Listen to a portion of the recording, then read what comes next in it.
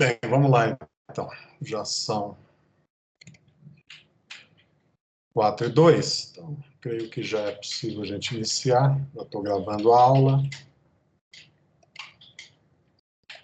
Bem, então nós estamos entrando no projeto conceitual, né? Na aula anterior eu falei um pouquinho sobre o projeto conceitual, só para contextualizar a entrega do projeto informacional, que estava associado à especificação meta.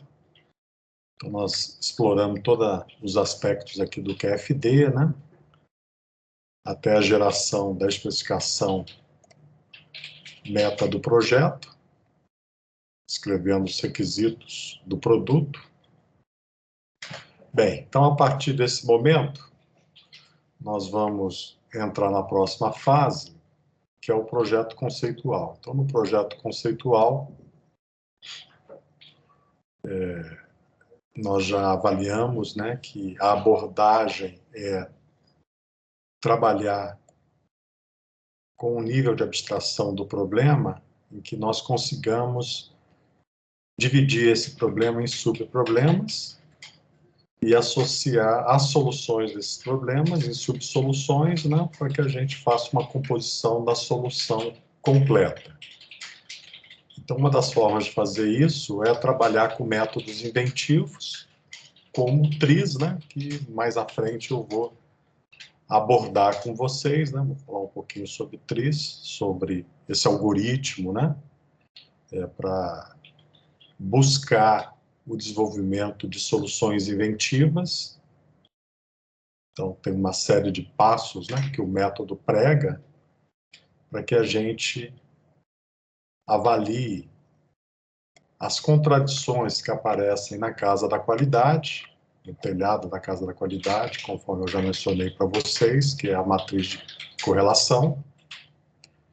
E essas correlações entre os requisitos do produto, nós podemos ter contradições presentes, e essas contradições podem ser resolvidas, né, usando esse algoritmo TRIZ.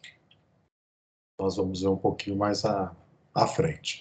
Mas antes é necessário que a gente entenda, né, essa parte de abordagem top-down para descrever o problema de uma forma que nós conseguimos fazer uma decomposição de subproblemas, né, que eu já relatei anteriormente, alguns métodos, né, que a gente pode fazer a representação utilizando, por exemplo, a abordagem, né, da representação da função total e seu desdobramento, e mostrei também o método IDF0, de modelagem e definição de atividades, né, como uma possibilidade, principalmente para a parte de desenvolvimento de software, né, em que o modelo é um pouco mais complexo do que simplesmente fluxo de energia, material e sinal, né, nós teríamos ainda a parte de controle na parte de cima e na parte de baixo os mecanismos. E aí eu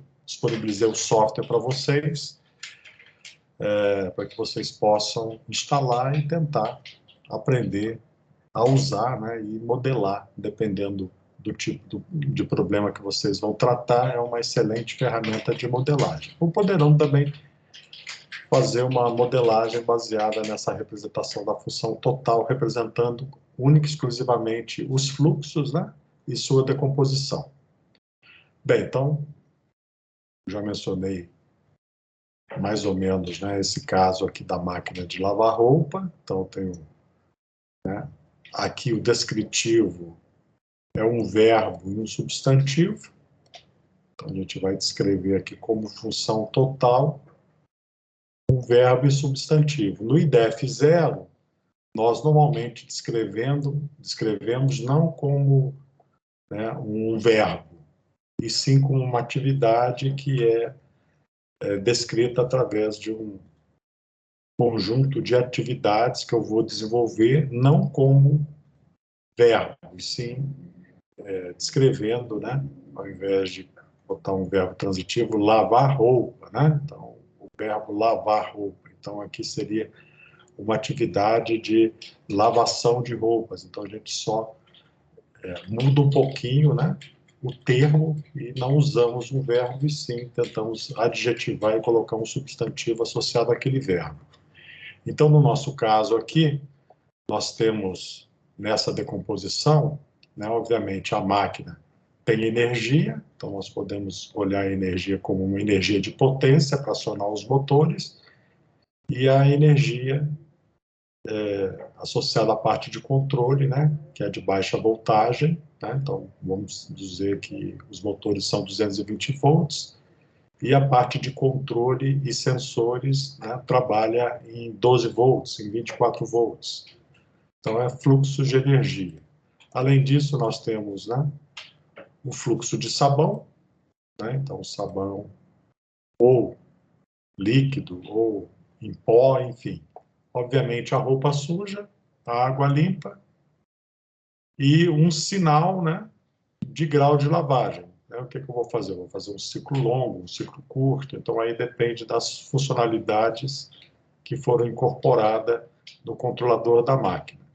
E a saída, né, ela vai gerar energia, né, um ruído, vibração, calor, então aquela energia elétrica que foi utilizada para acionar os motores elétricos, né? Eu tenho motores da bomba, tenho motores, né, do sistema de centrifugação, então tem vários sistemas de acionamento baseados em bombas, né, e baseados em uma ação, né, de alguma coisa que vai girar, né, através de uma energia que eu vou disponibilizar no sistema.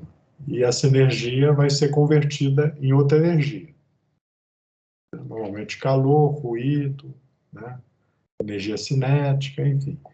Sai roupa limpa e sai água suja. Então, isso aqui eu já havia detalhado anteriormente, apenas para salientar os fluxos envolvidos, né? Aí, nesse caso, estamos fazendo uma decomposição e aquela função lavar roupa, que nós havíamos descrito aqui no início, nós vamos agora fazer uma decomposição. Então, aquela lavar roupa virou molhar roupa, esfregar roupa, enxaguar roupa e secar roupa.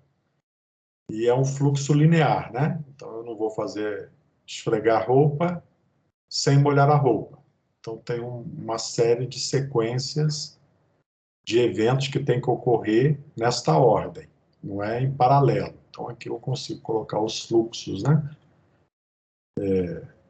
De energia, material e controle, né? Sinal de controle em paralelo e serial. Então, nesse caso aqui, o fluxo é serial. Então, tudo que entrava continua entrando e tudo que saía continua saindo dessa nova fronteira do sistema. Então, é como se a gente tivesse feito a decomposição do IDEF no nível A0 para o nível A1, nível A2, nível A3 e nível A4. É a mesma visão, é a mesma abordagem. Bem, então, continuando a decompor, agora ele começa a fazer uma decomposição mais detalhada, associado, por exemplo, ao nível, no contexto de molhar roupa, ok? Então, ele começa a detalhar, né, explodindo, né? Agora, misturar a água e sabão, então tinha água e sabão entrando aqui, né? Roupa suja entrando aqui, agora ele está descrevendo que a água entra aqui no mistura de água e sabão, né? E depois isso, junto com a roupa suja, vai para a atividade ou vai para a funcionalidade de molhar roupa. Então, ele entra aqui. Então, ele está desdobrando, né? E está incluindo novas informações no modelo original que ele previu, que não estava bem detalhado. Então, ele vai complementando esse modelo, colocando uma série de outras funções que haviam sido esquecidas nesse primeiro desdobramento. Ok? Então, ele vai fazendo com que as funções, né, o verbo e o substantivo, e cada uma dessas funções vão ser implementadas de alguma forma na máquina, né, com soluções e conceitos de como vai ser a mistura de água e sabão. Eu vou jogar simplesmente num reservatório e a máquina, por vibração, vai misturar tudo isso. Eu vou jogar diretamente na roupa. Então, os princípios de solução de cada um dessas funções, dessas atividades que a máquina vai realizar, eu vou ter que buscar. Então, aqui eu vou buscar uma série de soluções alternativas para o conceito de misturar água e sabão. Então, eu tenho que ser inventivo, né? Tenho que procurar soluções inventivas. Aí, lá na Casa da Qualidade, né? A gente já sabe como os nossos concorrentes trabalham, porque a gente fez aqui o benchmark competitivo desse produto. Então, todos os produtos de outros fabricantes, nós já avaliamos e podemos conhecer em detalhes as patentes associadas a cada um desses produtos. Podemos ter feito uma engenharia reversa, aberto esses produtos, né, que ainda detêm patentes, para que a gente busque novos princípios de solução que não violem aquelas patentes, né, de cada um dos fabricantes. Enfim, então esse benchmark competitivo que nós fizemos lá no projeto informacional, nós fomos lá no mercado, adquirimos os produtos, desmontamos esses produtos, né, e olhamos a sua arquitetura, né, seus sistemas, subsistemas e componentes. Fomos até o banco de patentes no Brasil ou no exterior e identificamos todas as patentes associadas a esse produto. Pronto, agora a gente já tem uma visão bastante clara daquilo que é protegido, né, propriedade intelectual ainda ativa, e aquilo que é domínio público, né? Depois de 20 anos, a patente perde a sua efetividade e vira domínio público. Aí todo mundo pode trabalhar com aquele princípio de solução sem problema nenhum, porque não é mais regido por uma patente, porque a patente caducou, né? Então a gente tem que buscar todos esses princípios de solução, que a gente vai tentar identificar como cada uma dessas funcionalidades poderão ser implementadas. Então é sempre bom a gente buscar vários princípios de solução. E depois, quando a gente combinar todos esses princípios de solução, por exemplo, misturar água e sabão, tem 2 princípios de solução que eu identifiquei. Molhar as roupas, 3 princípios de solução. Esfregar a roupa, 4. Aí eu vou ter uma grande quantidade de alternativas para implementar cada uma dessas funcionalidades. Aí, quando eu for definir a arquitetura do meu produto, eu vou ter inúmeras alternativas. Por quê? Porque no primeiro momento eu posso vir com a solução 1, de misturar água e sabão, e compor com a solução 5, de molhar roupa, compor com a solução 3, de esfregar roupa, e assim sucessivamente. Então, como eu tenho várias alternativas como princípio de solução para resolver cada um daqueles problemas, né, associado às funcionalidades, então eu posso ter inúmeras possibilidades de arquiteturas do meu produto. Então, a arquitetura do produto vai ter a funcionalidade, e cada funcionalidade vai ter um conjunto de alternativas de solução, né? Então, eu vou ter uma cardinalidade, ou seja, uma quantidade N de alternativas, de métodos que vão resolver aquele problema. Então, o conceito de como resolver aquele subproblema, né, de misturar água e sabão, de molhar a roupa, né, eu vou identificar durante essa fase do meu projeto conceitual. E vou depois montar matrizes, né, e vou criar critérios para avaliar uma arquitetura contra a outra. Então, mais uma matriz, mais uma comparação com critérios que a gente vai definir para que a gente consiga eleger as melhores arquiteturas. Bem, se eu conseguir identificar uma única alternativa de solução para cada um desses problemas que tem aqui, então, nesse caso, eu vou ter uma única arquitetura. Né? Por quê? Porque cada um dos subproblemas que eu decompus, o problema maior de lavar a roupa, eu consegui identificar apenas uma única solução, um único princípio de solução viável. Por quê? Porque todos os demais princípios já estavam patenteados. Então, eu consegui identificar uma única alternativa, né? Generalizando bastante aqui, radicalizando bastante, né? Só uma alternativa, então isso não é bom, né? Por quê? Porque eu não vou ter várias soluções possíveis. E depois eu teria que avaliar essas soluções, inclusive prototipando, para comparar uma solução contra a outra, porque eu tenho dúvidas de quais princípios de solução seriam mais eficientes para entregar a resolução do problema lavar roupa. Então, pode ser que eu opte por uma solução ruim, né?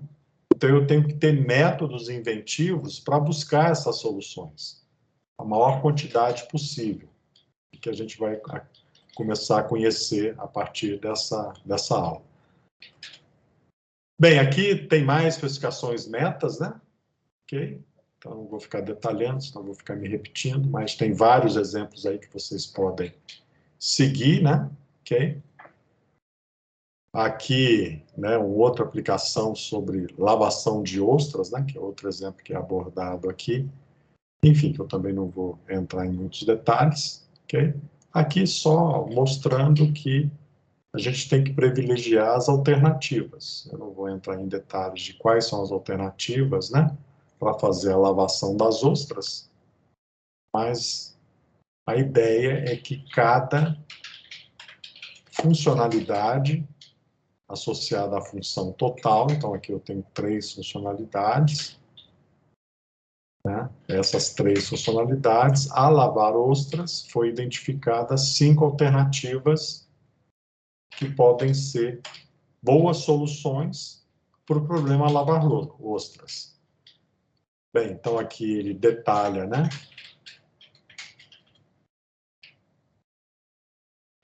O conceito de cada uma das alternativas, continuando a decomposição, né? Então, na primeira decomposição, no primeiro nível, é igual, é a mesma alternativa para todas. A segunda, aí tem movimentar ostras, essa outra molhar a ostra, e as demais é molhar a ostra. Já no terceiro nível, né? Ele inclui molhar ostras, e aqui é um método de escovação, centrifugação, enxaguar e vibrar. Então, ele usa princípios distintos. E depois, a última alternativa é de transporte das ostras. Então, aqui a gente tem, nessa configuração, que ele coloca como 5 alternativas, a gente tem uma arquitetura, né? Que a gente tem 5 possibilidades de concepção de máquinas, com princípios diferentes, principalmente nesse nível de funcionalidade, que é o método, né, associado a escovar a ostra, centrifugar, enxaguar ou vibrar. Então, qual que é o melhor? Aí eu tenho que olhar, né, na vigilância tecnológica, na questão dos outros produtos, se tem máquinas que já detêm uma patente sobre a funcionalidade de vibrar, uma outra de enxaguar, uma outra de centrifugar. Se já existe alguém que já usa o método vibrar e enxaguar, não adianta eu tentar resolver o mesmo problema com a mesma abordagem. Por quê? Porque talvez eu tenha um problema de patente. Então, aqui eu vou focar mais no método centrifugar, que ninguém explorou, e no método escovar. Então, eu tenho que tentar identificar uma boa solução, que às vezes a minha solução não vai ser tão boa quanto a solução vibrar. Mas se eu optar pela solução vibrar, eu tenho que entrar em contato com o fabricante e pagar uma patente para ele se ele estiver disposto a ter um concorrente que usa o mesmo princípio de funcionamento que a máquina que ele colocou no mercado. Então, provavelmente, ele não vai liberar a sua patente. Ou a outra alternativa é que eu entre no mercado, né, contando que o fabricante não vai me questionar judicialmente porque eu estou quebrando a patente dele, né? Isso dificilmente vai ocorrer, só se a empresa tiver muito mal das pernas, né? E tiver para fechar, que o cara vai perder essa oportunidade de entrar na justiça contra alguém que está quebrando a patente dele. Então, no mercado onde a propriedade intelectual, né, é respeitada, Estados Unidos, Europa, né?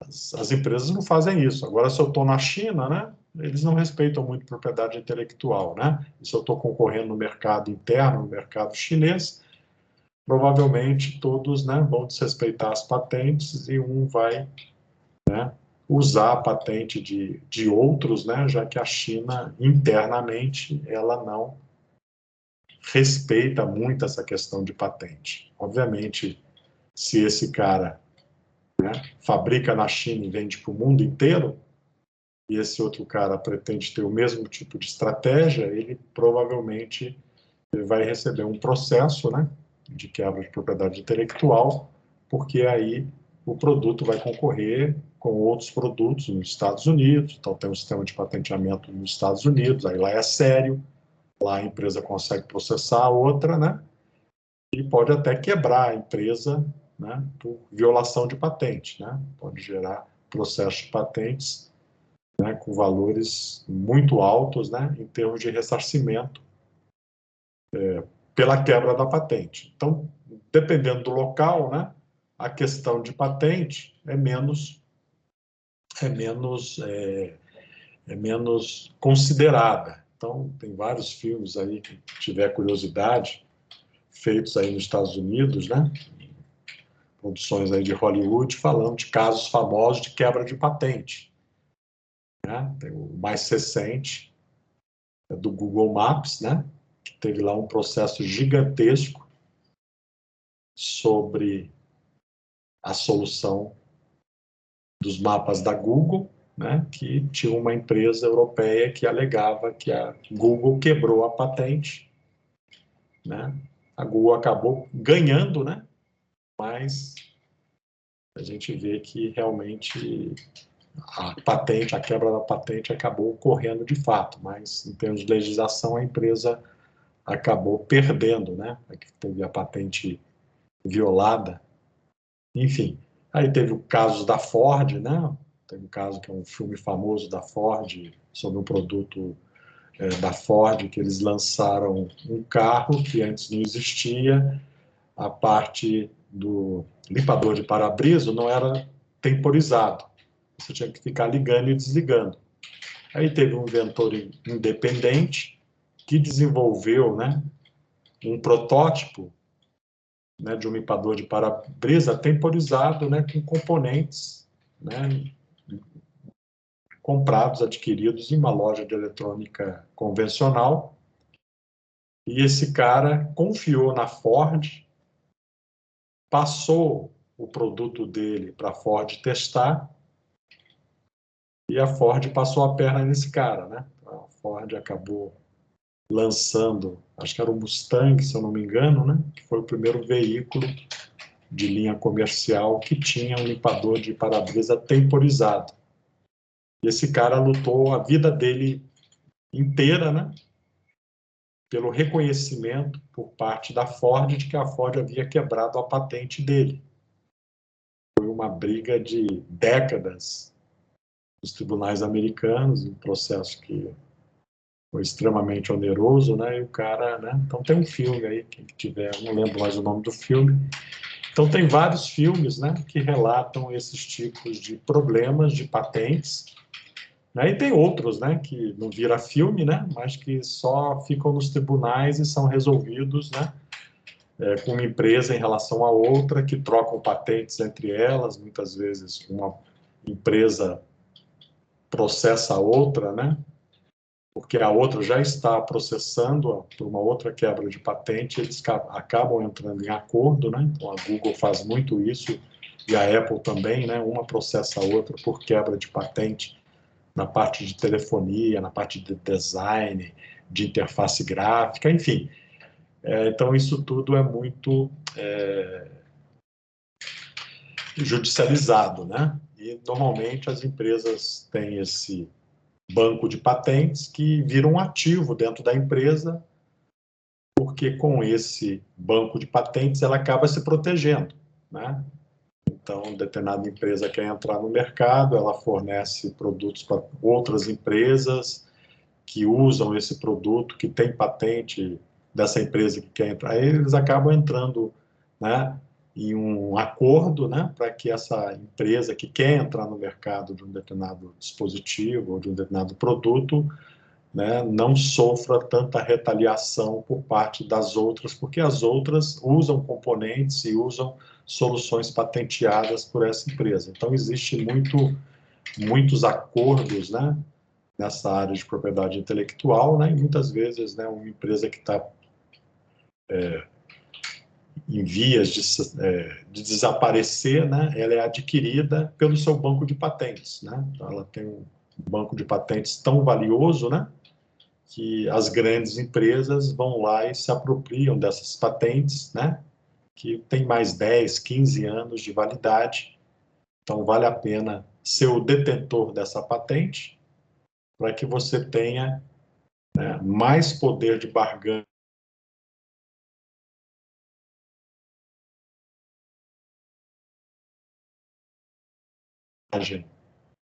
tecnológica, né? Enfim, então, isso aqui, né, é uma forma de fazer essas comparações, né?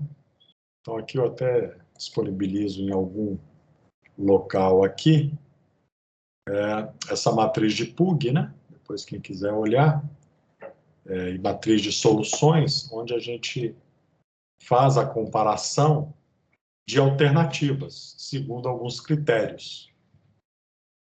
Então, a gente tem várias alternativas, nesse caso eram 5 alternativas, e a gente cria alguns critérios de avaliação, da mesma forma que a gente fez os critérios de avaliação das ideias, né, para o Centennial. Então, você cria um ranking, né, muito pior, pior, zero, melhor, muito melhor, define os pesos para cada um dos critérios, e depois tem um somatório, né, associado à melhor alternativa. Né? Então, você pega uma determinada alternativa e compara, né, as demais alternativas em relação a essa sua alternativa de referência. Então, você vai ver, né, se as alternativas são melhores ou piores. Nesse caso aqui, né, todas as alternativas, segundo os critérios de avaliação, foram pontuadas de forma negativa. Então, é pior do que a alternativa 1. Então, a alternativa 1, alimentar as ostras, movimentar as ostras, molhar as ostras e transportar as ostras, foi o método escolhido. Ok? Por quê? Porque foi o método segundo os critérios. Obviamente, se eu mudar os critérios, né, eu posso perder, né? Então, aqui, se eu tiro algum critério aqui que foi muito custo de processamento. Ah, bem, o custo de processamento, né, é muito pior. Né? Por que é muito pior? Porque eu vou ter que ter um motor, eu vou ter que ter um vibrador.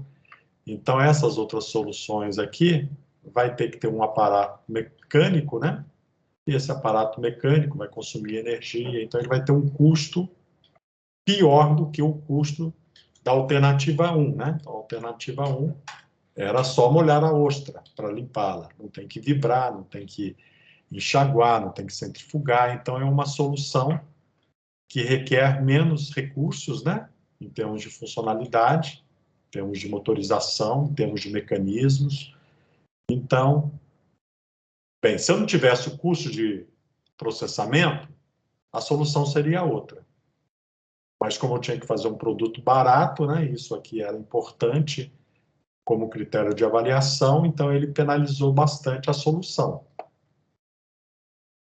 Então, neste caso, a melhor solução é a alternativa 1. Obviamente que a limpeza não vai ficar perfeita, dependendo das condições que as ostras são recebidas, né?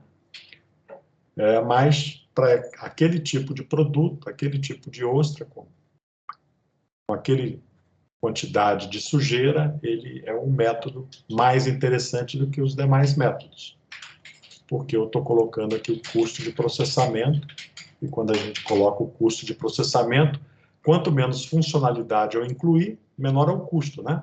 É menos um subsistema, é menos um sistema, é menos componentes que o meu produto vai ter. Bem, então, essa foi a alternativa escolhida, porque penalizou bastante o custo de processamento, entre outros. Bem, então, aqui tem outros, né? Tipo, descascar camarões. Eu não vou ficar entrando nesses, né? Acho que não vale muito a pena, que é muito fora da área também que a gente está fazendo na disciplina. Bem, então, dando continuidade aqui, vamos ver aqui um pouquinho mais sobre o projeto conceitual, esse segundo conjunto de transparências, né? Então, o projeto conceitual, ele é muito baseado em métodos de criatividade. Então, se eu conseguir desenvolver ou utilizar um método de criatividade que possa ser visto como um algoritmo, né? Com um roteiro de coisas que eu tenho que fazer para entregar uma determinada criatividade, para resolver conflitos, para resolver restrições ou correlações positivas ou negativas associadas a parâmetros de engenharia dos requisitos do meu produto, se eu conseguir fazer isso de uma forma criativa e usando um algoritmo, seria o melhor dos mundos. Se eu conseguir ser criativo, me inspirando na natureza, né, que seriam os métodos bioinspirados, seria o melhor dos mundos. Então, eu vou aqui buscar um método de criatividade observando um processo biológico qualquer. Então, eu vou resolver aquele meu problema, aquela minha funcionalidade, observando o que acontece na natureza, né? Então, eu vou projetar alguma coisa de forma aerodinâmica, aí eu vou imaginar o que é mais aerodinâmico na natureza que eu tenho. Uma bolha, uma gota, né? Então, aquele perfil de gota, ele é um perfil que vai me dar uma melhor, né? Vamos dizer, funcionalidade aerodinâmica, vai diminuir o arrasto, vai aumentar, né, o downforce. Enfim, então eu tenho que me inspirar em soluções, né, observando o que ocorre na natureza. Então, observando os pássaros, vem a questão das asas, né? Então, se eu tiver uma asa, diferença de pressão superior e inferior, vou criar o efeito da sustentação. Se eu trabalho, né, com método de otimização no algoritmo, né, utilizando, né, um método baseado, né, em genética, né, então evolução natural, então eu vou fazer, né, um algoritmo inspirado na evolução natural. Então eu vou tentar buscar o ótimo de uma função inspirado, né, num algoritmo genético, tá, no processo de evolução. Então são todos inspirações biológicas, né, olhando a natureza. Então eu vou lá utilizar um método para aplicação, né, vamos supor, em carros autônomos, né, baseado no comportamento, por exemplo, de formigas. Então, como que é o comportamento das formigas, né, quando elas querem achar um determinado trajeto, né? Então, todas as formigas seguem o mesmo rastro do feromônio, né? Enfim, então, tem toda uma inspiração, então eu posso utilizar esse tipo de inspiração biológica, né, como um método de criatividade. Então, eu vou desenvolver um novo aparelho médico, né? Eu posso fazer analogias, então eu posso imaginar alguma funcionalidade que aquele aparelho médico necessite, né, inspirado em alguma coisa que já existe, né, no mundo físico. Então, eu vou lá e vou me inspirar, né, em alguma coisa que eu conheço, que eu tenho uma relação, que eu uso, inclusive, mas aplicado, né, para outro tipo de solução. Então, tem um método aí, né, tem um exemplo, que é o guarda-chuva, né? Então, o guarda-chuva foi, né, você abre o guarda-chuva, ele fica recolhido, fica bem pequenininho, aí você abre e ele expande bastante. Então, alguns instrumentos cirúrgicos, né, de catéteres, né, para cirurgia, né, em artérias e coisas do gênero, foram inspirados no guarda-chuva. Então, a ferramenta, né, o instrumento cirúrgico entra na artéria fechado e depois, para dilatar a artéria, ele abre como se fosse um guarda-chuva. Então, são métodos que vêm de uma inspiração de coisas que já existem para resolver outros problemas ou de coisas que existem na natureza, coisas que são biológicas, né? Enxame de abelhas, né? Então, tem vários algoritmos para resolver determinados tipos de métodos, né, de otimização que são baseados, né, em processos biológicos, né, onde você tem ali algum ser que tem um determinado comportamento, né, em função do tipo de relacionamento que existe naquela comunidade, das abelhas, das formigas. Então, tudo isso cria inspiração para resolver problemas de uma forma criativa, né? E um dos métodos que a gente vai utilizar aqui, que é um algoritmo, na realidade, é o TRIZ, né? Então, o TRIZ, né, que é essa teoria de solução inventiva de problemas, é uma forma de resolver problemas desenvolvido depois da Segunda Guerra Mundial, né, por um russo, que levantou milhares e milhares de patentes, né, de bancos de patentes da Rússia, e criou um algoritmo, criou um roteiro de como resolver problemas de uma forma inventiva. Então, basicamente, esse problema que ele resolve de uma forma inventiva são associados a questões, né, a questões que aparecem aqui no QFD, na Casa da Qualidade, no contexto da matriz de contradições, dessas correções aqui. Então, as contradições entre os requisitos do produto, positivo ou negativo. Então, se dois requisitos têm problema, tem correlação. Uma forma de desacoplar essa correlação é usar essa teoria da solução inventiva de problemas, que é um algoritmo que fala, olha, se você identificar os parâmetros de engenharia, né, que fazem parte dos seus requisitos de produto. Então, tem lá um conjunto de parâmetros, se eu não me engano, 39, e esses 39 tem uma série de soluções para desacoplar, para recomendar o desacoplamento de uma forma inventiva quando dois requisitos batem de frente, peso e potência. Então, o que ocorre quando peso e potência fazem parte do requisito do produto? Tem uma correlação entre eles. Então, eu tenho que buscar um método inventivo para desacoplá-los, para torná-los, né, ortogonais, né? Vamos falar em uma linguagem mais matemática, né, para que eles fiquem independentes um do outro, para que não haja uma solução de compromisso entre peso e potência. Não, então, você faz uma solução de compromisso. Ah, você tem muito peso, então duplica a potência. É uma solução de compromisso. Mas você não desacoplou os dois. Os dois ainda estão correlacionados. Então, aí o que você tem que buscar na realidade é uma solução inventiva, né, que foi identificada, né, através desse trabalho do TRIZ, ou do TIPS, né? Então, teoria de solução inventiva de problemas, que a gente vai ver daqui a pouquinho.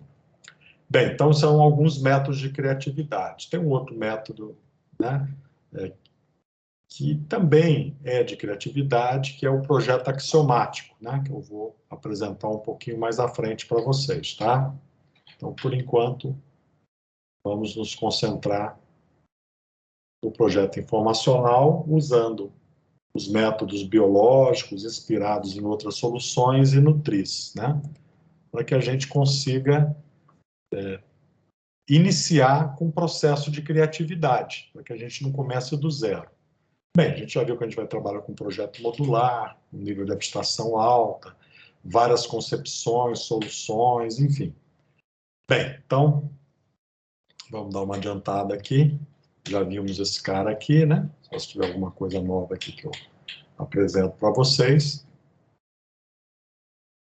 Bem, então, a questão da criatividade é fundamental, né? Por quê? Porque eu vou ter que buscar alguma solução criativa para desenvolver os conceitos das soluções daqueles problemas que eu já decompus. Então, toda aquela decomposição que a gente fez lá, funcional, aquilo lá vai ter que virar um projeto detalhado, onde no projeto detalhado eu vou ter que apresentar a minha solução inventiva, o princípio dessa solução inventiva, o projeto mecânico, o projeto eletroeletrônico, enfim, vou ter que fazer o projeto daquela solução. Então, isso envolve criatividade, ok? E a criatividade, né, ou o processo criativo, ele normalmente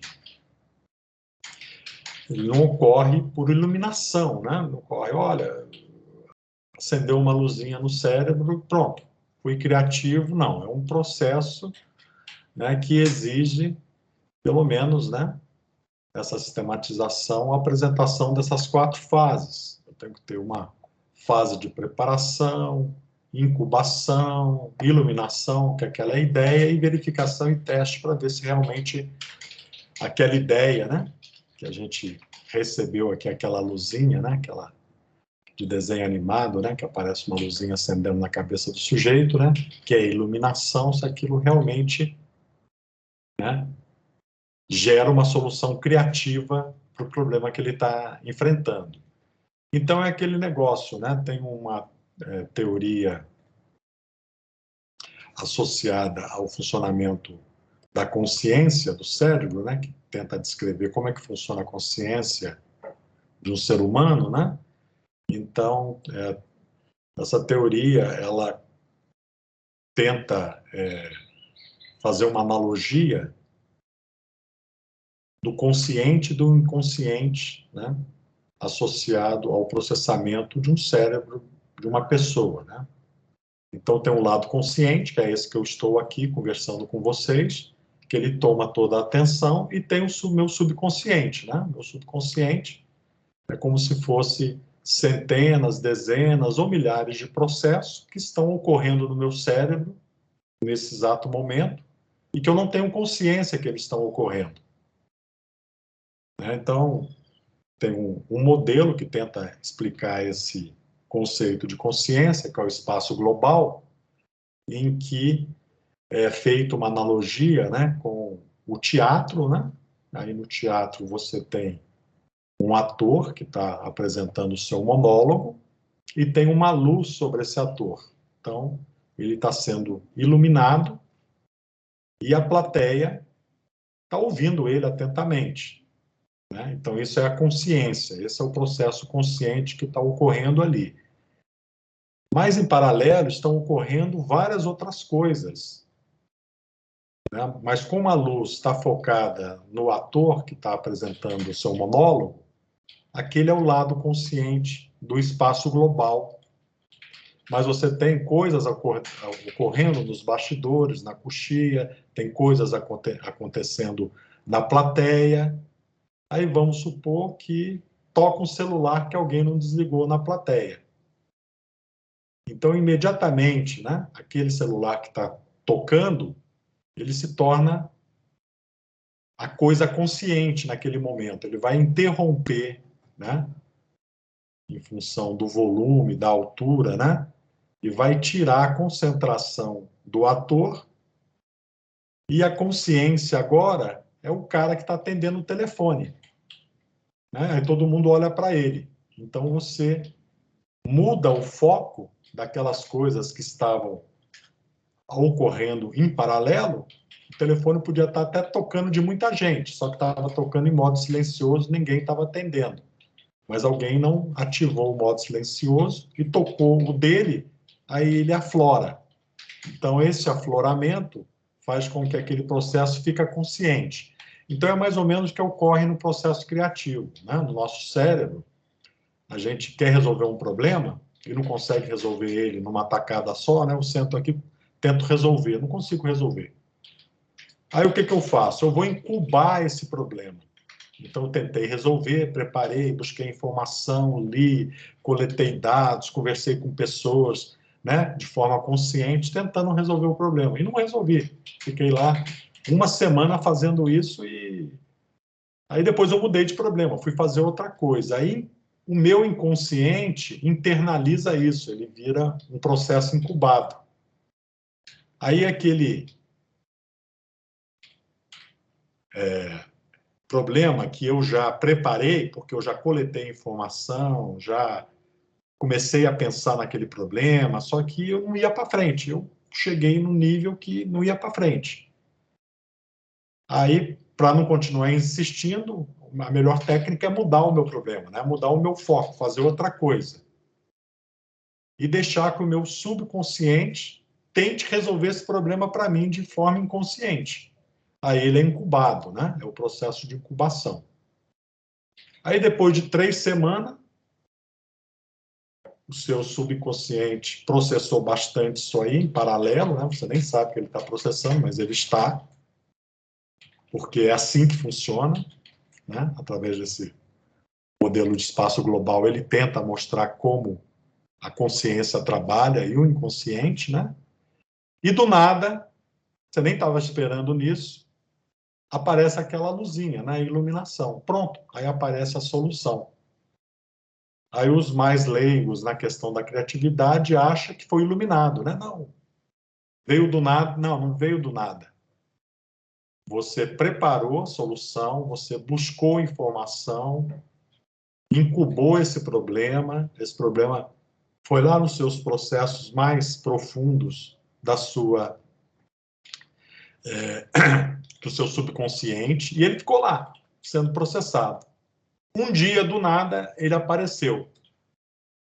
Aí aparece, né, repentinamente, a solução da equação, aparece a solução do seu problema, do seu caminho, do seu método. Então, é mais ou menos desta forma que ocorre o processo de criatividade, né? Dificilmente ele vai surgir do nada, né? Então, aí tem vários relatos, né, de descoberta do Einstein, descoberta, né, de uma série de soluções aí que foram buscadas, que ocorre justamente dessa forma. O cara queria a solução, não conseguia aquela solução, ele desiste daquela solução e, do nada, um dia, ele vê a iluminação, né? E a solução aparece para ele porque ela foi incubada e foi processada pelo subconsciente, como se fosse um processo, né, que está rodando dentro de um computador em background, né? Então, você está processando alguma coisa no computador e ele está sendo processado em background, ele não aparece, mas ele está sendo processado, até o momento que o processamento acaba, ou ele seja solicitado que ele apareça, e ele se ilumina, ok? Bem, então esse é o processo criativo, tá bom? Então, para a gente passar pelo processo criativo, a gente tem que passar por essas fases. Então, a gente não vai ser iluminado do nada, ok? Se o problema é complexo, ele tem que ser incubado e ficar lá no seu subconsciente para ele ser processado. Agora, se for um problema muito simples, que a gente já viu soluções análogas, a própria conversa durante o nosso período de consciência resolve aquele problema, né? É igual fazer, quanto é que é 2 mais 2? Eu sei, né? É 4. Né? Agora, se eu coloco uma equação muito complexa, aí talvez eu nem fique ali 2, 3 horas tentando resolver e não consiga resolver. Aí aquilo lá vai para o meu subconsciente, mais à frente, quem sabe, meu subconsciente consegue um caminho para resolver aquele problema. Então, isso aqui é um processo criativo, tá? Então, o processo criativo, ele ocorre dessa forma. Bem, então, aqui eu descrevo mais ou menos... Oi, alô? Alguém quer falar alguma coisa aí? Porque tem alguém que está com o som aberto aí. Enfim, então aqui ele apresenta, né, essa visão que eu estou colocando aqui para vocês, né? Até o processo da consciência, do inconsciente. Ele não fala do espaço global, né, mas eu coloquei aqui o modelo da consciência do espaço global, até o aparecimento da iluminação e da lâmpadazinha aqui, que é o clímax, aqui onde nós somos iluminados, né? E depois a gente faz a verificação para ver se realmente, né, aquela solução é uma solução adequada ou não, né, para que a gente implemente aquela solução na resolução do nosso problema, ok? Bem, então, uma forma de ver essa questão da criatividade é justamente essa da consciência e do inconsciente e de preparar a solução, né? Bem, às vezes também a gente tenta fazer na força bruta, né? Que a gente não consegue, então você fica desapontado porque você não conseguiu resolver o problema, porque você não está pronto para resolver aquele problema ainda. Ele tem que ser incubado em você, ele tem que ser processado no seu subconsciente. Então é aquela coisa, né? Se você quer ter uma melhor produtividade e você não está conseguindo resolver aquele problema se esforçando, a melhor coisa é mudar de problema. Vai fazer outra coisa. Vai tomar um cafezinho, vai circular, vai ouvir uma música, vai correr, vai andar, para que aquilo seja internado no seu subconsciente, para que você pense em outras coisas conscientemente e talvez dessa forma, né, você consiga ter essa ideia, ter uma solução mais à frente. Bem, aqui ele coloca aqui várias barreiras, né, da criatividade, questão de hábito, fixação funcional, preocupação prematura com detalhes, né? Eu já falei aí várias vezes, né, principalmente para quem eu oriento, né? Você tem que ter um bom poder de abstração, né? Os detalhes vão vir lá no projeto detalhado. Então não começa a pensar no detalhamento se você está fazendo projeto conceitual ainda, se você está buscando quais são os seus conceitos de solução. Os seus conceitos de solução, que é o projeto funcional, é o verbo e o substantivo. Você não está sabendo ainda como é que você vai fazer, né? Se o seu verbo lá é vibração, vibrar equipamento, vibrar, né, caixa. Você não sabe ainda como é que você vai detalhar o projeto de vibração da caixa. Então, não se perca nesses detalhes. O mecanismo, a transmissão de esforços, a oscilação, como é que você vai fazer isso? Não importa. Não é agora que você vai achar essa solução. Você vai achar essa solução mais à frente. Agora você tem que encaminhar, né, o projeto conceitual em termos de conceito, ou seja, a solução é vibrar. Então, vou usar o verbo vibrar. Como vai ser o detalhamento dessa máquina, o mecanismo, agora não é importante porque eu estou no projeto conceitual. Quando eu entrar no projeto detalhado, aí sim eu vou me preocupar com esses detalhes. Bem, dependência excessiva de outros, motivação em excesso, medo de crítica, né? Por exemplo, quando vocês submeteram as ideias, eu não critiquei nenhuma ideia, né? Para a ideação lá do Centelha. Todos estavam abertos, né? E eu também não houve crítica. O máximo que eu fiz foi dar uma nova visão para tentar melhorar um pouco aquela ideia, né? Enfim, mas nunca falar que aquela ideia é ruim ou que aquela ideia não seria adequada para aquele tipo de projeto que a gente estava tentando desenvolver. Então, a crítica pela crítica, né, é ruim também, porque se a gente está numa equipe, né, fazendo um brainstorm, ou uma equipe com 2, 3 pessoas trabalhando, às vezes, né, as pessoas mais sensíveis, né, e os que criticam mais, né, pode ter um atrito entre essas pessoas e acaba prevalecendo a voz de quem mais critica, né? E aqueles que têm uma postura mais passiva, né, são engolidos, né, pelo medo da crítica, né? Conservadorismo, né? Ou seja, o cara pensa na caixa, né? Dentro da caixinha, né? O cara não tem uma visão mais ampla, né? Ele não vê a possibilidade de usar métodos inventivos como TRIZ, projeto axiomático, inspiração, né? Na natureza, né? Soluções bioinspiradas ou soluções aplicadas em outros problemas, né? De outros campos, né, por analogia, enfim. Então, ele não usa esses métodos, né, bioinspirados, analogia, ou TRIZ, ou projeto axiomático, né, então ele fica muito conservador na sua visão, na sua solução, porque ele não está com a mente aberta para explorar outras soluções que normalmente é explorada nesse nível de projeto informacional, né? Satisfação prematura também, né? Ou seja, o cara, a primeira ideia que ele teve, ele assume como uma boa ideia, né? E fica satisfeito, né? Então, é outra questão. A gente tem que ver sempre as alternativas, né? Não necessariamente, né? Igual hoje, quem acompanha a Fórmula 1, né? Como mudou totalmente o regulamento, né? Cada equipe buscou uma solução de aerodinâmica de engenharia, né? Para os seus carros, e cada carro está tendo um comportamento diferente, né? Porque agora eles botaram alguns requisitos, né?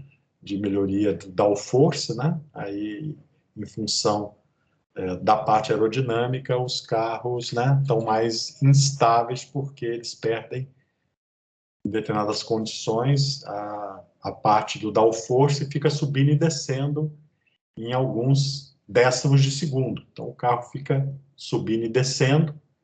Isso, numa curva, pode criar uma instabilidade muito grande, né? E o carro pode se acidentar. Então, o carro não pode, né, em câmera lenta, ficar subindo e descendo, ganhando e perdendo sustentação, ganhando e perdendo sustentação, senão ele fica no movimento de ioiô, né? Ele fica muito próximo do solo, pelo efeito solo, né? Depois ele levanta, porque ele perde o efeito solo, depois ele vai, então ele fica igual uma sanfona, indo e voltando. Então, isso aí é um dos maiores problemas que as soluções, né, de aerodinâmica dos carros com asa maior, enfim, uma série de coisas que eles estão permitindo no atual regulamento, e as equipes de engenharia têm que experimentar as alternativas. Então, se vocês querem começar a acompanhar a Fórmula 1 a partir de amanhã, né, sábado e domingo, vai ver lá as várias soluções, as várias análises, né, que cada equipe teve em termos de criatividade para explorar o efeito solo que era proibido anteriormente, né? Então, o efeito solo voltou a ser permitido na regra da Fórmula 1 para diminuir a turbulência também do carro que vem atrás, né? E para permitir uma maior aproximação. Então, essa questão aerodinâmica, né, tem vários tipos de soluções, né? Então, cada equipe, cada time de engenharia colocou a sua criatividade em ação para buscar uma solução para melhor desempenho, né? Aí a gente vai ver várias soluções, algumas funcionaram e outras não funcionaram tão bem. Então, eles vão ter que acertar nas próximas 3, 4 corridas até chegar num desenho, né, na parte aerodinâmica, né, que use bem o efeito solo, mas sem ter, né, esse problema do carro ficar subindo e descendo em função da perda do efeito solo, né, em função da nova geometria, né, que a Fórmula 1, com o regulamento da Fórmula 1 está permitindo, né? E rejeição prematura também.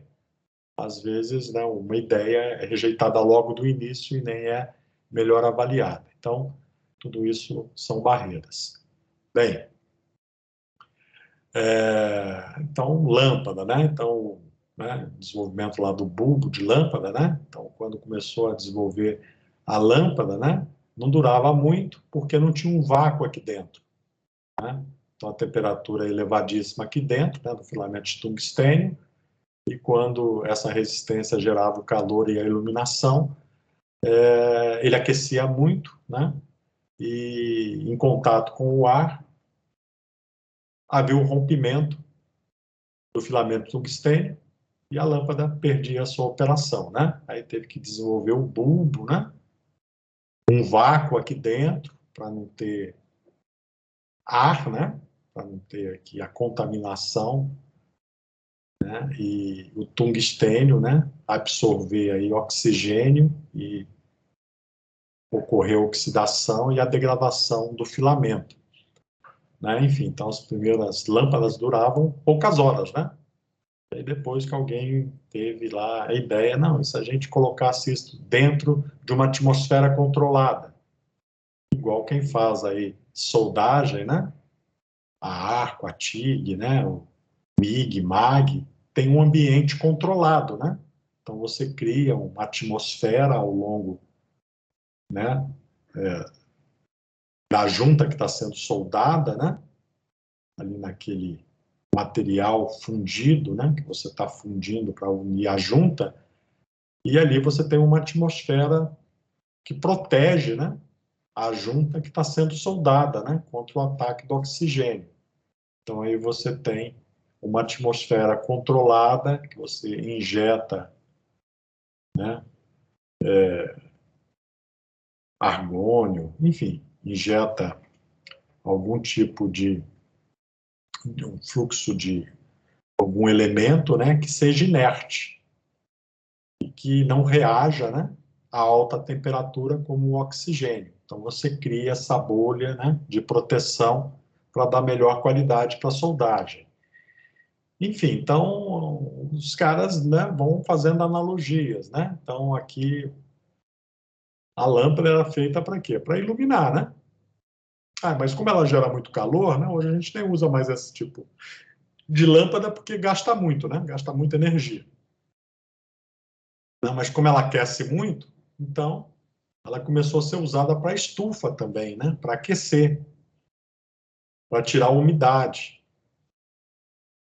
também para uso de sinalização, para alvo e para vários outros tipos de aplicação. Então, inicialmente, foi idealizado um tipo de aplicação e depois aquela lâmpada foi utilizada para outras funcionalidades.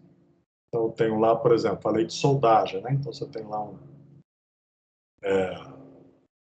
as varetas de soldagem, né? Por exemplo, e essas varetas de soldagem, né? O material, o revestimento dela, enfim, tem que ser armazenado, vamos supor, a 40 graus, dentro de uma pequena estufa. Então, a forma mais barata de fazer essa estufa, né, é colocar uma lâmpada, né, de bulbo, né, como essa aqui, com filamento de tungstênio incandescente, para aquecer essa estufa. Então, você liga essa lâmpada, né, dentro da estufa, fecha a portinha, pronto.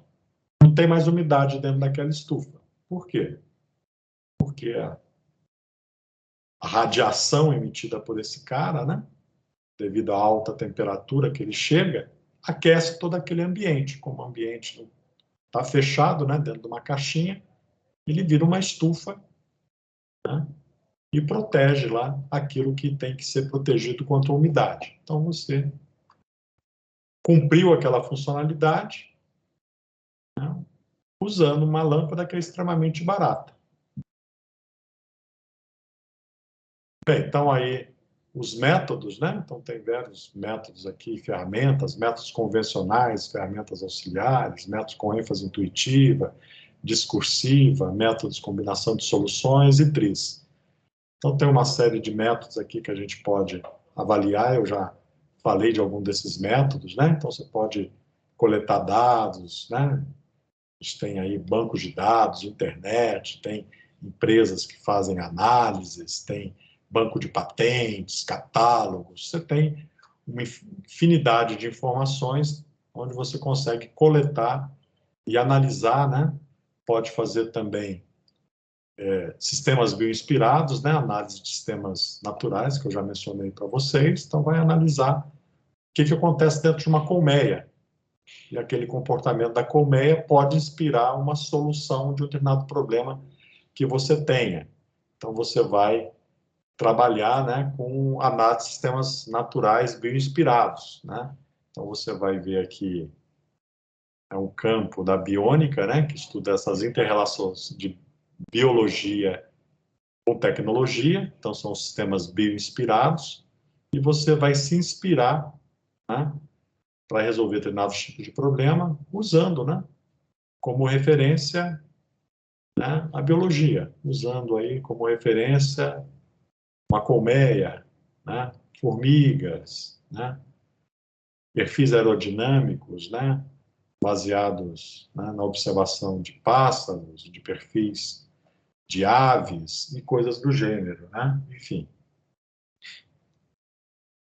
Bem, aqui tem uma série de elementos de fixação inspirados na biônica, né? Então, você tem aqui elementos, né, para fixar objetos. Então, você tem aqui a fixação desse cilindro, inspirado, né, na cara desse animal. Esse outro aqui, idem. Então, a geometria concebida em função da flexibilidade e de outros requisitos, né, que permite, né, uma fixação de objeto em relação ao outro, foi inspirado em uma solução como essa. Então, o cara, na geometria, está se inspirando em soluções de estruturas orgânicas. Bem, então aqui, ó, tem aqui carros, né, com inspiração biológica, né? Então, você tem aqui alguns peixes, né? Então, o formato do peixe inspirou essa van, né? Ou essa minivan aqui da Mercedes. Então, esse designer que os projetistas chegaram, né, é inspirado num designer da natureza. Enfim, então a aerodinâmica do peixe, né, essa aerodinâmica aqui que faz com que esse peixe sobreviva aí durante milhões e milhões de anos, fugindo dos seus predadores, está inspirando o design desse veículo.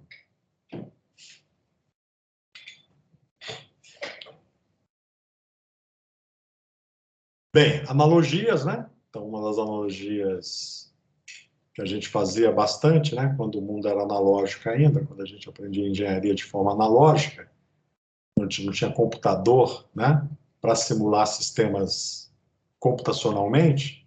Então, o que a gente fazia? A gente pegava um sistema mecânico, como esse aqui, ó, mola, massa e amortecedor, né? Por exemplo, um sistema de amortecimento, suspensão de um veículo. E como a gente não tinha condições de programar no computador as equações que governam esse movimento, né? A dinâmica e a estática desse movimento, a gente fazia uma analogia elétrica e criava um circuito elétrico onde o modelo do sistema elétrico é exatamente igual ao modelo do sistema mecânico, ou seja, as mesmas equações diferenciais descrevem os dois modelos. Mesma coisa com o modelo pneumático, enfim. Então, a gente consegue fazer uma analogia do nosso sistema mecânico, faz uma analogia elétrica. Aí você vai lá no seu laboratório ou no seu painel elétrico, né, e monta o seu circuito, né, com resistor, capacitor, tá, fonte, né, e a equação é exatamente que governa o circuito elétrico, é exatamente igual à equação que governa o sistema mecânico. Então, a gente faz essa analogia elétrica, né? E agora simula, através do sistema elétrico, o comportamento mecânico do nosso sistema real. Então, é uma analogia, né? Então, quando eu fiz mestrado mesmo, né? A gente tinha lá uma disciplina no mestrado, a parte de instrumentação, que fazia que uma das propostas era justamente isso aqui. Era criar um modelo, né, as equações matemáticas que descrevem as equações diferenciais daquele modelo mecânico, né, constrói um modelo elétrico e monta o circuito elétrico e testa, né, Enfim, então isso aqui é analogia. Então eu poderia, nessa condição, identificar, né, as características do meu sistema mola, massa, amortecimento, associado ao meu projeto, e simular ele através de um sistema elétrico. Obviamente, né, hoje a gente não faz mais isso, né? Hoje a gente não vai trabalhar mais com esse mundo analógico. Hoje a gente tem o MATLAB que nos permite criar todo o modelo matemático, né? As equações de controle e as equações que governam, né? Toda a questão do sistema mecânico, sistema dinâmico, e a gente consegue ter uma resposta desse sistema e caracterizar a frequência natural do sistema, consegue identificar os parâmetros, né?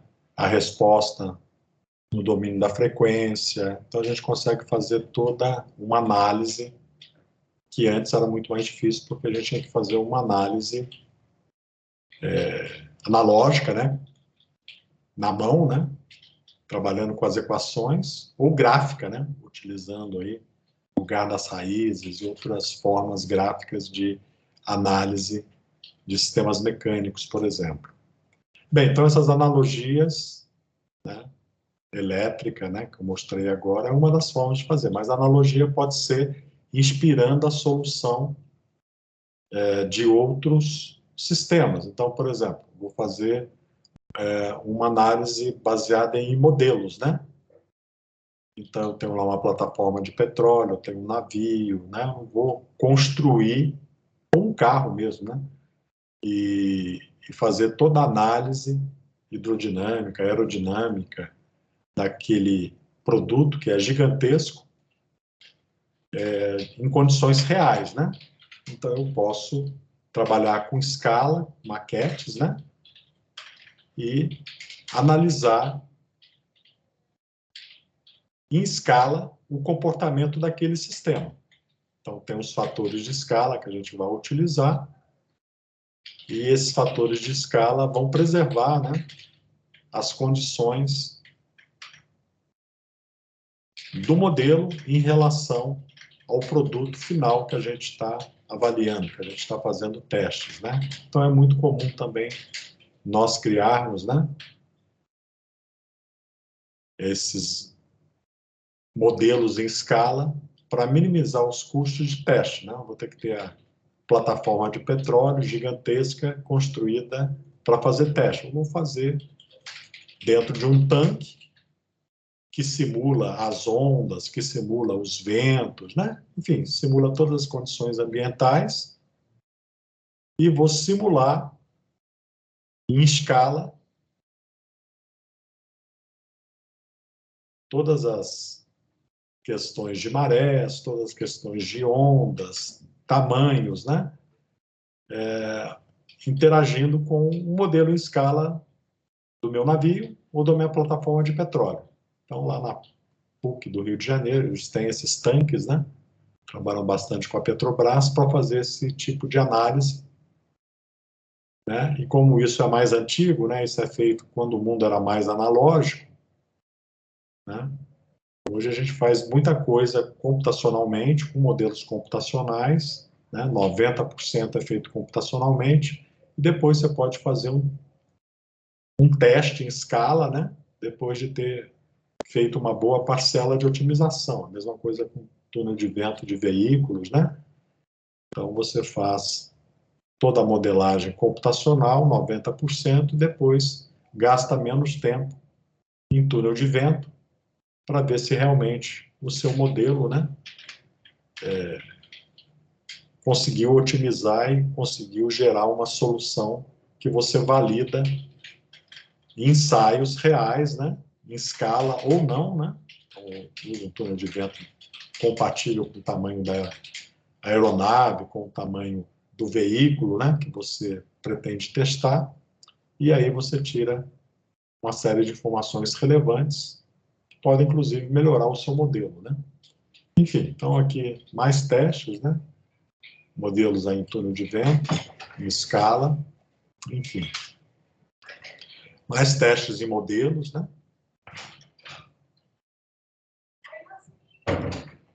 Enfim, então algumas técnicas que a gente pode utilizar, né? Métodos com ênfase intuitiva, a gente pode utilizar o brainstorm, né? Que é uma técnica que a gente já utilizou, inclusive, na solução das ideias, na identificação das ideias. Bem, então aqui, né, algumas máximas aí, né? A melhor maneira de ter uma boa ideia é ter muitas ideias, né? Então vamos nos concentrar em gerar várias alternativas de princípios de soluções, de soluções alternativas, né, para uma determinada funcionalidade. Então não pensar numa única ideia. Então vamos tentar identificar várias ideias para o mesmo problema.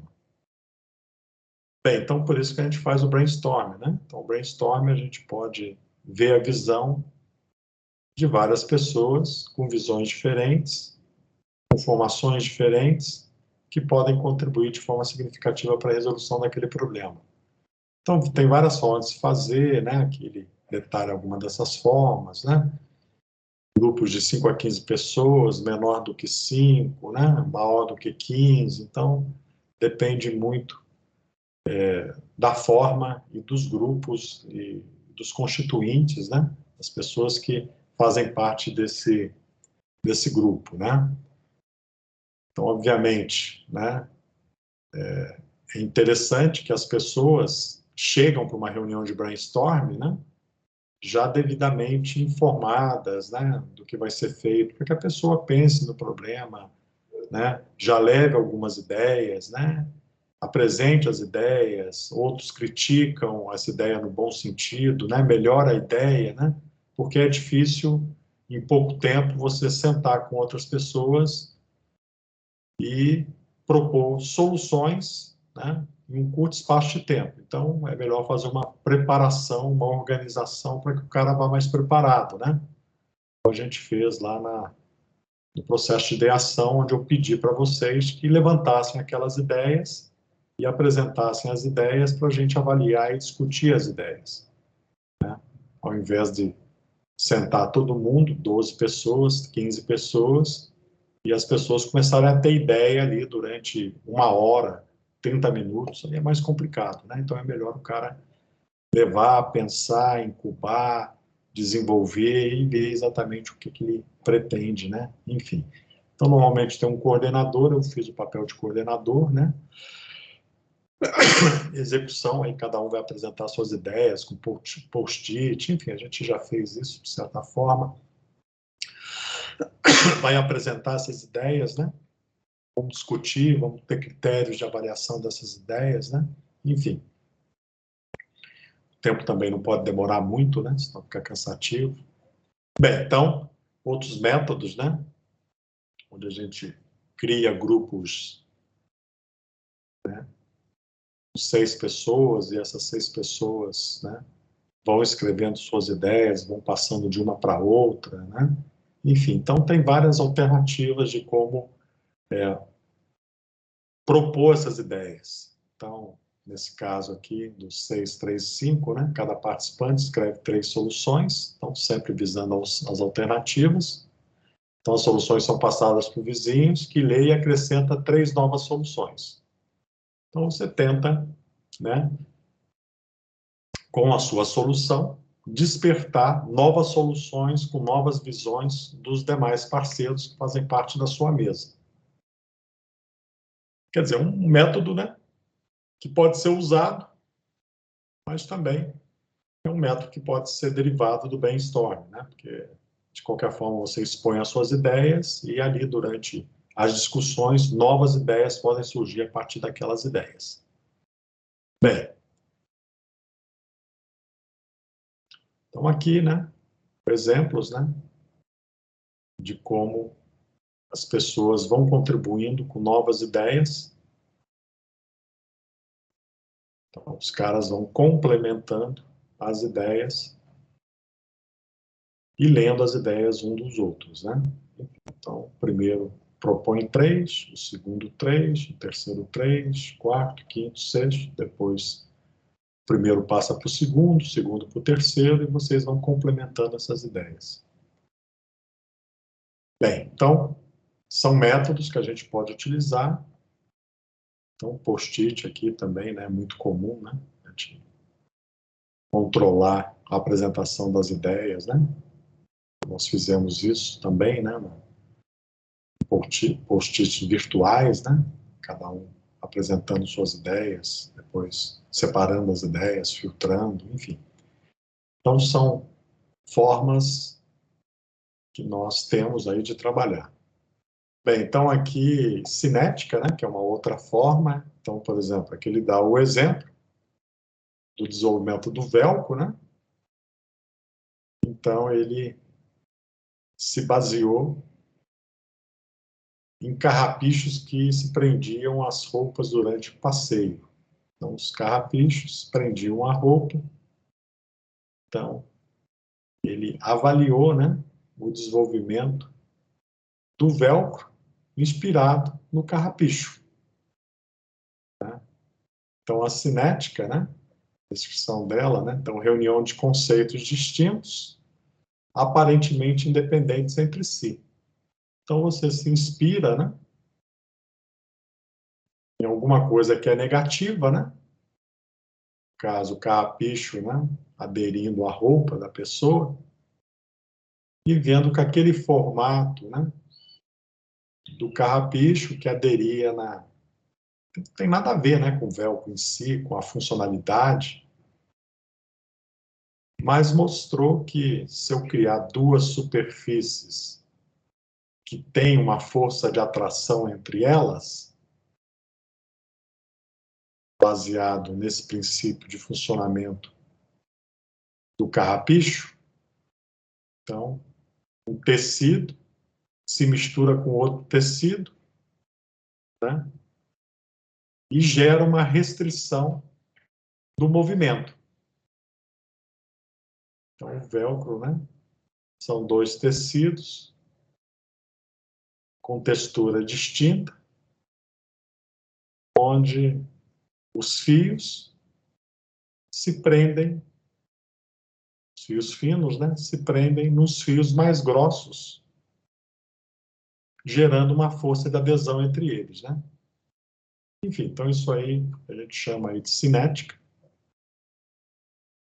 e a gente pode estar aberto também a ter esse tipo de inspiração. Não tem nada a ver uma coisa com a outra, a minha funcionalidade, mas aquele formato, né? A gente pode falar que é bem inspirado, de certa forma é, né? Porque ele está se inspirando em um elemento da natureza. Mas como não tem nada a ver uma coisa com a outra, né? Então, por exemplo, a aerodinâmica, eu vou observar a aerodinâmica do peixe, da gota. Então, tem a ver com a aerodinâmica que eu quero colocar no meu avião. Sustentabilidade, sustentação, né? Então, eu vou me inspirar num determinado tipo de ave que tem, né, um coeficiente de sustentação extremamente elevado. Então, eu vou me inspirar naquela geometria de asa, então a funcionalidade é semelhante. Aqui não, né? Aqui não tem nada a ver uma coisa com a outra. Por isso que é chamado de cinética. Então, esses conceitos são totalmente distintos e independentes entre si, mas que inspira a solução daquela funcionalidade. Bem, então, a gente está vendo aí outro exemplo que eu já mencionei para vocês, né? Então, instrumento cirúrgico, né, que foi inspirado numa coisa que todo mundo usa, que é um guarda-chuva, e nessa funcionalidade de abertura e fechamento do guarda-chuva. Então, nesse caso aqui, né, é um instrumento para retirada de pedras da uretra. Então, tem uma analogia, tá, com o guarda-chuva.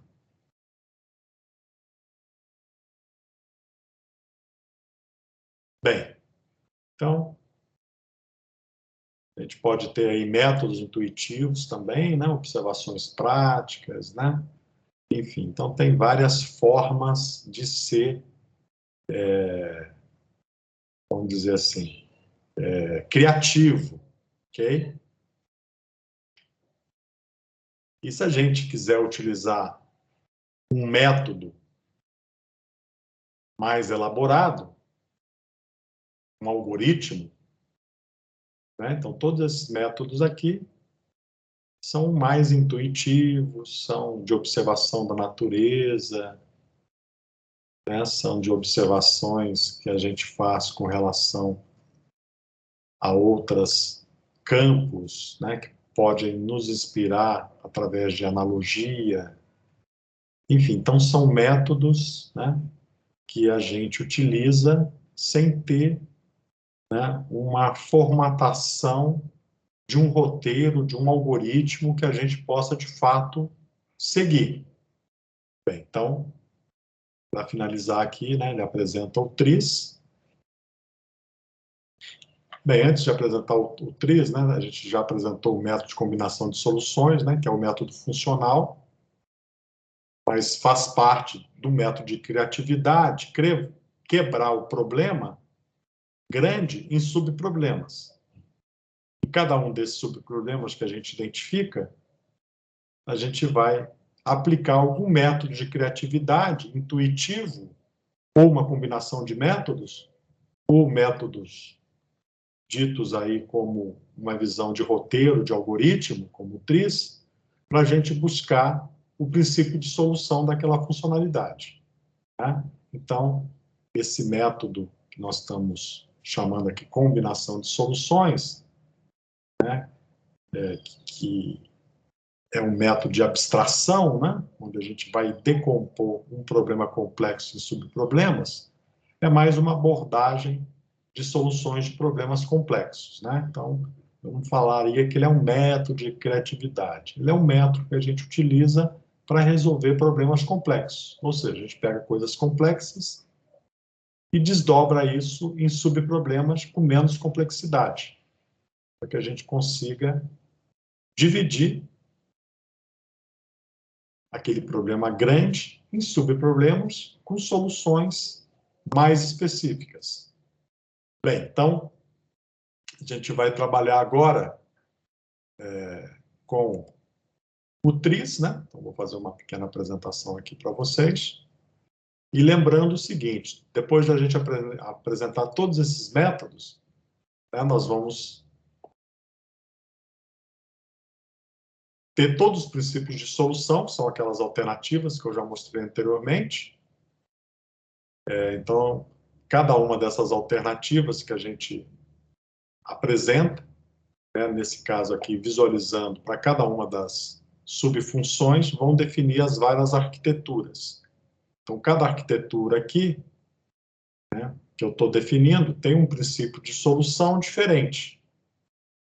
Então, cada um destes aqui é uma alternativa de arquitetura que combina os vários princípios de solução que nós identificamos em cada uma das subfunções do método de decomposição funcional que a gente está utilizando no nosso projeto conceitual. Então, a gente vai construir depois uma matrizinha como essa, mas antes de chegar nesse método aqui, nessa matriz, e nessa pontuação que a gente vai fazer para escolher, né, e ver todas as combinações possíveis e validá-las e comparar uma arquitetura com outra arquitetura, o que eu tenho que fazer? Eu tenho que ser criativo para identificar quais são os princípios de solução que eu vou utilizar em cada função, em cada subfunção que eu defini na minha arquitetura de solução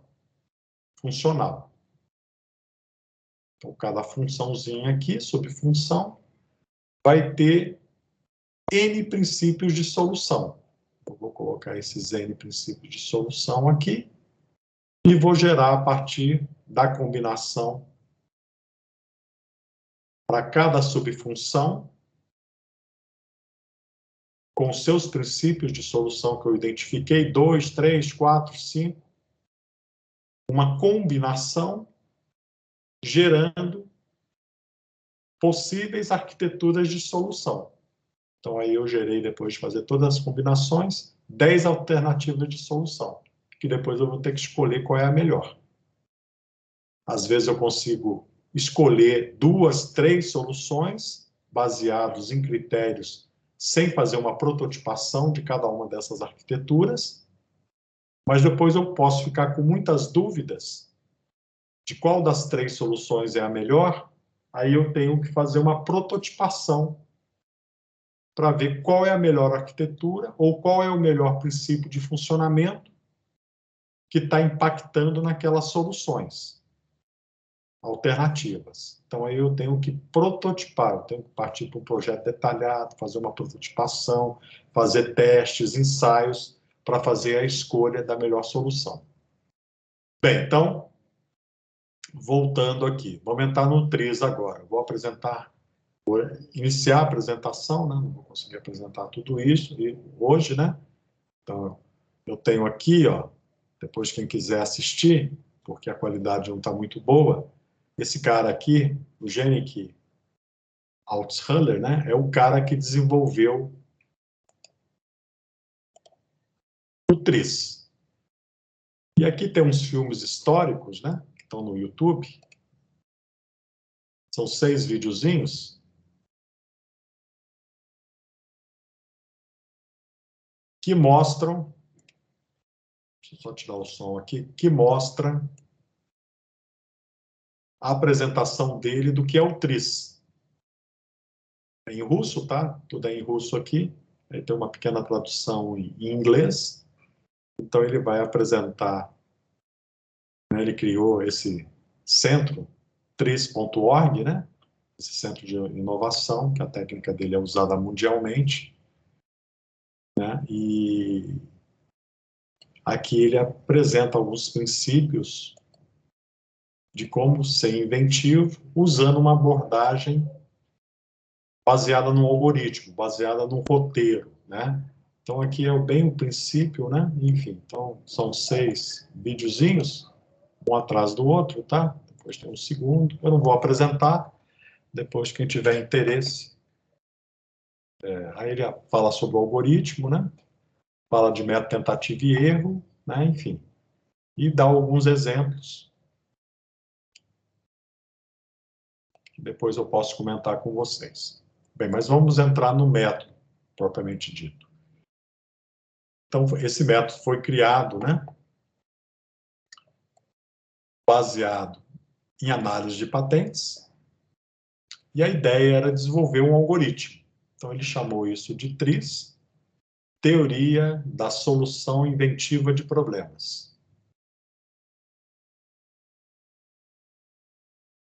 Então, aqui tem um pequeno roteiro aqui do conteúdo desses slides, né? Então, a gente vai fazer essa introdução, depois falar sobre o TRIZ, né? Sobre esse algoritmo, a Teoria de Solução Inventiva de Problemas, ferramentas adicional do TRIZ, né? O TIPS, a relação entre o TIPS e o QFD, que é o telhado da casa de qualidade, que eu já falei para vocês, o emprego, né, do TRIZ ou do TIPS no processo de projeto e alguns exemplos de aplicações. Bem, então, em engenharia, né, a gente poderia caracterizar que uma solução conhecida é a solução padrão. Então, uma solução que foi patenteada, virou uma patente, é a solução padrão. Então, para resolver aquele problema, tem lá as patentes que descrevem como a empresa desenvolveu a solução daquele problema. Então, é uma solução conhecida e é normalmente padronizada. Então, a gente não está falando aqui nem de questões de academia, né, de universidade, de pesquisa. Nós estamos falando de soluções de produtos comerciais que têm patente. Bem, quando a solução não é conhecida, quando são soluções desconhecidas, a gente pode chamar isso de uma solução inventiva. Então, eu vou ter aí uma inovação, né, disruptiva, uma inovação diferencial, incremental, e tem vários tipos de inovações que a gente pode identificar dependendo do seu grau, né? Se ela é uma coisa com novidade total, disruptiva, desconhecida, né? Então, se a gente for ao extremo, né, da visão desenvolvida pelo Tris, que a nossa solução só é inventiva se ela é uma solução desconhecida, se ela resolve um problema de engenharia onde ela consegue desacoplar dois parâmetros de engenharia que têm alguma correlação entre eles. Bem, então a solução de padrão, né? Eu tenho aqui, né, uma equação de segundo grau, né? Enfim, e tenho a minha solução, né, através das raízes dessa equação. Então isso aqui, na visão do Tris, é uma solução padrão. A solução inventiva são justamente aqueles problemas que não estão formalizados, né, desta forma, como uma solução e um problema conhecido. Então, eu desconheço a solução daquele problema, porque ele é novo. Existe alguma contradição de alguns parâmetros de engenharia no meu projeto que nunca foram resolvidos. Sempre foi feita alguma solução de compromisso entre aqueles parâmetros e não foi feita uma solução de desacoplamento daqueles parâmetros de engenharia que estão correlacionados. Então, esses problemas têm esses requisitos contraditórios, que são explicitados na casa da qualidade, okay? Na matriz de correção das correlações que são apresentadas no telhado da casa da qualidade, onde eu vou identificar quais requisitos do produto, que são os meus parâmetros de engenharia, têm contradição com os outros requisitos do produto. Então, requisitos contraditórios. Então, como é que eu vou identificar os requisitos contraditórios? Do projeto informacional. Então, quando você fizer o projeto informacional e construir a casa da qualidade, você vai fazer o desdobramento do requisito do cliente em requisito do produto. E vai aqui no telhado da casa da qualidade achar as contradições dos requisitos dos produtos. Então, os requisitos dos produtos, a gente pode sintetizar isso como sendo os parâmetros de engenharia. Dimensão, peso e coisas do gênero. Algum parâmetro que é alguma coisa associada à engenharia. Então, o problema inventivo, né? Aquele no qual a sua solução faz gerar outro problema. Por exemplo, o aumento da resistência de um prato faz aumentar o seu peso. Então, aqui é a contradição de dois requisitos de produto, né? De dois parâmetros de engenharia, que é associado à resistência e o peso do prato. Ok? Então, se eu quero maior resistência, eu vou aumentar o volume de material, a quantidade de material, e isso aí vai fazer com que o prato fique mais pesado. Então, a solução não ideal, né, que é a solução tradicional aí que a gente aprende normalmente em engenharia, né, que o engenheiro gosta tanto de falar, é o trade-off, né? Então, o que ele vai fazer? Ele vai pegar os parâmetros de projeto, os parâmetros de engenharia, resistência e peso, e vai fazer uma solução de compromisso entre os dois. Então, um continua influenciando o outro, porque você não os desacoplou, eles continuam dependentes um do outro. Mas ele faz uma solução de compromisso, ele fala, o peso que eu vou deixar aqui é X e a resistência vai ser Y. Se eu tiver uma outra aplicação que eu preciso ter maior resistência, eu vou colocar um peso de Z, né, para ter uma resistência de 2Z. Então, essa é a solução de compromisso que a gente chama, tá? Então, tem que ter cuidado aí, porque tem muito engenheiro que adora falar que ele fez engenharia com solução de compromisso.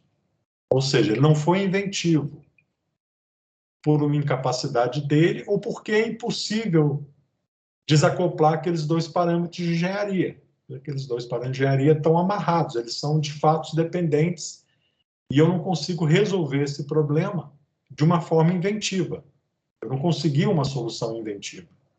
Então, eles continuam tendo alguma correlação forte ou fraca, porque foi impossível desacoplá-los.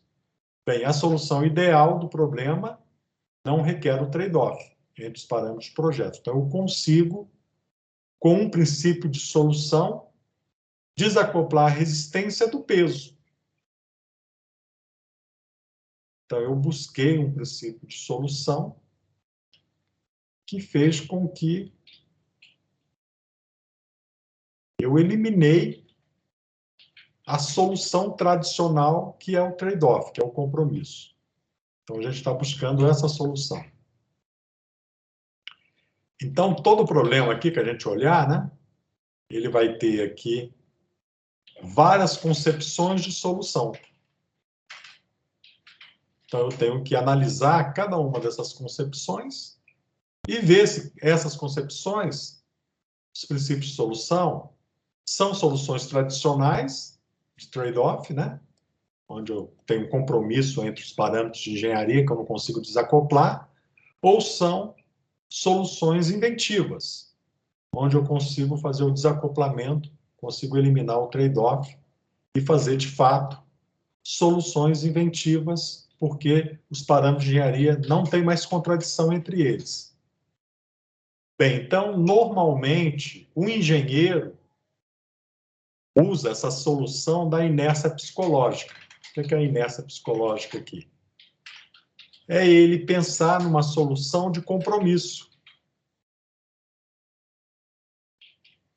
Então, ele vai buscar a solução tradicional. Então, ele vai buscar uma solução de trade-off entre aqueles parâmetros de engenharia. Ele não vai tentar resolver, na realidade, de uma forma inventiva. Então, ele vai ficar amarrado numa solução tradicional. Por quê? Porque ele foi formado como engenheiro e essa formação que ele teve foi feita de tal forma que ele não é muito inventivo, né? Ou ele não busca soluções de desacoplamento dos parâmetros de engenharia. Ele sempre opta por uma solução tradicional de trade-off. Então, isso é o que a gente mais vê em engenharia, né? É a solução de compromisso. Então, é custo-benefício. Né? Então, eu vou fazer aí uma solução, é um trade-off, custo-benefício. A pessoa, se eu conseguisse desacoplar o custo do benefício, eu tivesse o benefício máximo, né? E o custo não ia impactar esse benefício. Mas, normalmente, a gente sempre pensa numa solução custo-benefício. Ah, uma solução de engenharia é custo-benefício. Não, não é. Isso é uma solução tradicional. Você está pensando com esse vetor de inércia psicológica, né, que você não está sendo inventivo, você não está procurando uma solução de problemas de forma inventiva, de tal forma que você consiga desacoplar as contradições que tem nos seus requisitos de produto. Sempre é possível fazer isso? Nem sempre. Mas os bons engenheiros, né, como no caso aí da Fórmula 1 que eu acabei de relatar para vocês, fazem isso, né? Buscam soluções inventivas para obter o máximo desempenho, e esse máximo desempenho do veículo, né, tem que tentar desacoplar isso de outros parâmetros de engenharia, senão ele não vai ter um máximo desempenho, ele vai ter uma solução tradicional e vai ter um desempenho mediano, se ele não buscar uma solução inventiva. Então, por exemplo, o efeito solo, né, quem gosta aí de história de Fórmula 1, foi desenvolvido pela Lotus, né? Então, o cara da Lotus, quando ninguém pensava nisso, né? Ele imaginou o seguinte: bem, se eu coloco uma asa invertida no assoalho do meu veículo e se eu canalizo o ar e não deixo ele escapar, para o carro não ficar subindo e descendo, né? Então ele tinha umas saias, né? Então, se vocês pegam os carros da Lotus, né? Que tinham o efeito solo lá no início, final da década de 70, se eu não me engano, ele tinha uma saia, né? E essa saia não deixava o ar, porque ela tocava no solo, né? Ela era flexível, não deixava o ar escapar. Então, quando o ar passava por baixo do veículo, nessa canalização, né? Ele gerava o efeito solo, o efeito de sustentação invertida, né? Downforce, porque o ar era obrigado, né? A passar com velocidades diferentes por cima e por baixo, gerando aí uma pressão diferente, né? Então, maior velocidade gera menor pressão. Então, essa menor pressão fazia com que você tinha o efeito downforce, né? E depois, quando os carros começaram a evoluir bastante, motorização e outras coisas mais, isso ficou muito perigoso, né? Porque o carro ficava colado no chão, então fazia curvas aí, né? Se fosse hoje, velocidades extremamente elevadas, se você mantivesse essa solução, né, onde você realmente canalizava o ar e não deixava o ar escapar. Ou seja, você colocava a saia no veículo, né? Então, o novo regulamento não deixa você botar a saia, né? Como você não bota a saia, o carro fica perdendo sustentação. Ele sobe e desce, porque o ar escapa pelas laterais. Então, esse efeito, né, de sanfona aí faz com que ele perca a sustentação, né? Enfim, então esse é um problema que os caras têm atualmente e que não foi resolvido ainda, né? Então, eles têm que resolver esse problema de uma forma inventiva, sem desrespeitar o regulamento. Como é que os caras vão fazer? Não sei. Vamos ver. Enfim, então isso aí é a teoria de solução inventiva de problemas. Então, o que a gente vai aprender aqui é como esse cara, né, dos filmes ali que eu disponibilizei para vocês, pensou nessa solução. Ele foi muito questionado, ele conta ali nos filmes dele, né, em alguns livros que eu também disponibilizo aí para vocês. Tem vários livros aqui, ó, material Tris, quem quiser, obviamente, né? Tem vários livros interessantes, né, que contam a história dele, né? Que contam como é que ele idealizou, enfim. Então, dei uma olhada aqui depois, né? Depois eu exploro algumas dessas transparências. Mas tem muito conteúdo, muita documentação, porque é um método muito famoso, né? E que realmente dá resultado. Bem, então, ele queria criar um algoritmo, tanto é que ele chamava de algoritmo, lá no vídeo, né? Ele chama de algoritmo, né? Então, a gente está falando de 46, né? Já existia computador? Já existia, né? Já existia, os primeiros algoritmos já eram desenvolvidos? Já eram, né? Então, a ideia de algoritmo já estava na mente dos matemáticos, né? Então, a questão aqui era buscar uma solução inventiva de uma forma sistemática, roteirizada. Era um guia. Então, tinha que ter uma repetibilidade, confiabilidade e não depender de ferramentas psicológicas. Permitir o acesso ao campo de conhecimento inventivo. Adicionar conhecimento inventivo.